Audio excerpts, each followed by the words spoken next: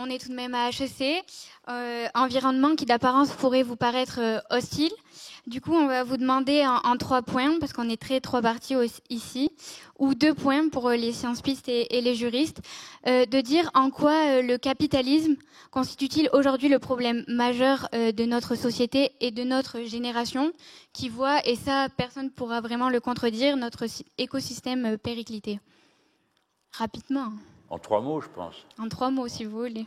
Bon, d'abord, le capitalisme, vous avez raison de le mentionner, parce que ça n'est pas sérieux de parler de l'économie d'une époque sans la caractériser. Un capitalisme n'est pas une injure, c'est une caractérisation. Le capitalisme a une histoire, il n'a pas toujours été le même.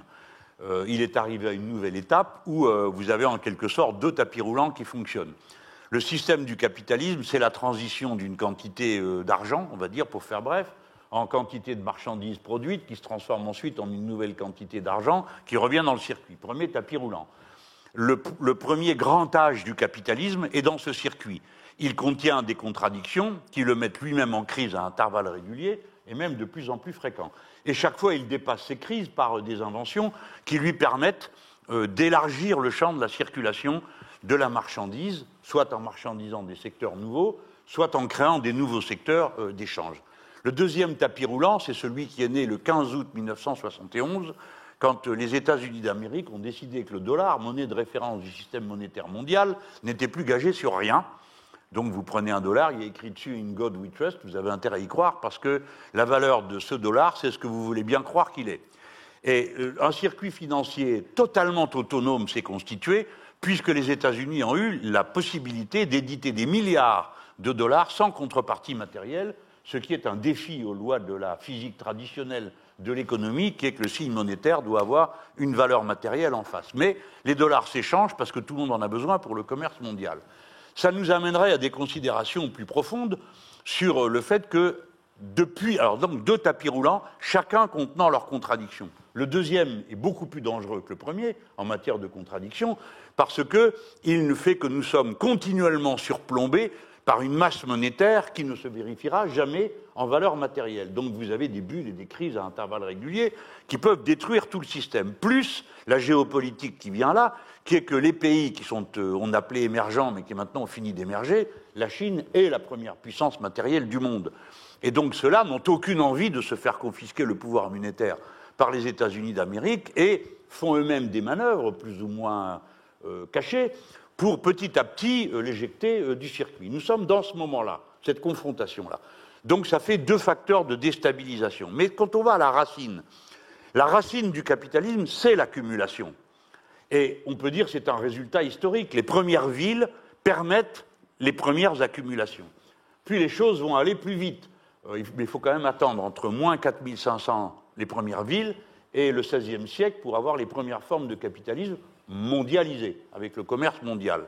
Et puis, le capitalisme de notre époque n'est pas, lui non plus, tombé du ciel. Il a bien fallu qu'il y ait une accumulation qui se fasse. Elle s'est faite avec l'or du XVIIIe siècle, le pétrole du XVIIIe siècle, le sucre, et avec comme valeur d'accumulation l'esclavage. L'essence du capitalisme est d'accumuler. L'essence du capitalisme est de faire tourner la marchandise à toute vitesse. Et lorsqu'elle ne tourne plus, de créer des besoins qui nécessitent des nouvelles marchandises, d'ouvrir des espaces et de marchandiser des choses qui ne le sont pas.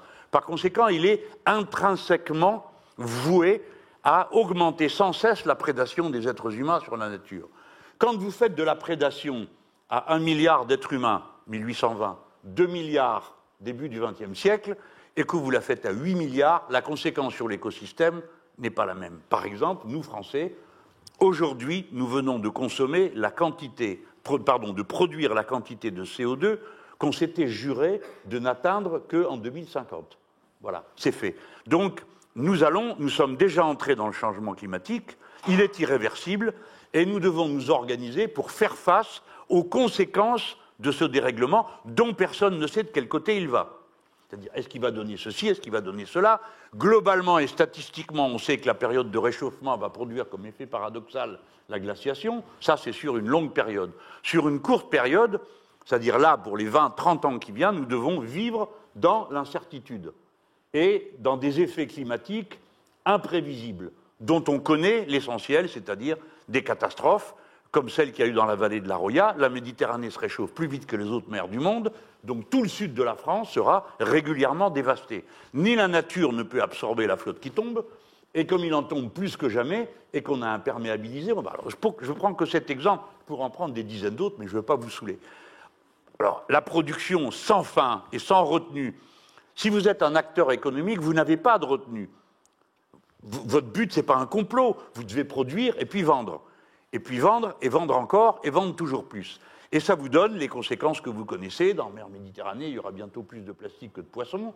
Le monde entier regorge de ce plastique qui a de tous les côtés. Nous sommes dans l'Anthropocène, une période où l'activité humaine a complètement modifié les conditions du fonctionnement de la nature.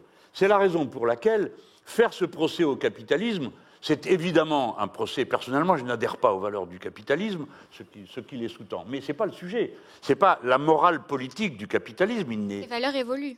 C'est la conséquence concrète. Cette forme d'organisation de la société détruira l'écosystème dans lequel nous vivons. La nature continuera sans nous, s'en fout. Il y aura des cafards, des fourmis, ce que vous voulez, mais il n'y aura plus d'êtres humains. Donc nous, c'est ça. Pourquoi on se bat? C'est pour protéger l'écosystème dans lequel on vit. Et j'ai résumé d'une phrase le programme politique, l'harmonie des êtres humains entre eux, parce que plus il y a d'inégalités, plus la prédation est violente et moins contrôlée, et avec la nature. Voilà la phrase qui résume. Mais le capitalisme en tant que mode d'organisation de l'économie. Alors c'est la raison pour laquelle moi je suis pour une économie mixte, une économie dans laquelle la puissance publique joue un grand rôle déterminant, structurant et organisateur, mais pour que ce ne soit pas un arbitraire aussi violent que la loi du marché, il faut que la démocratie soit aussi étendue que possible, de manière à permettre non pas que chacun ramène sa science, mais qu'on ait le plus grand nombre de possibilités de trouver la bonne solution chaque fois qu'un problème surgit, parce que c'est le pari humaniste de dire que l'intelligence humaine est capable de ça. On comprend donc très bien. J'ai fait ce que j'ai pu pour vous résumer la chose en 3 minutes, là. Merci à vous.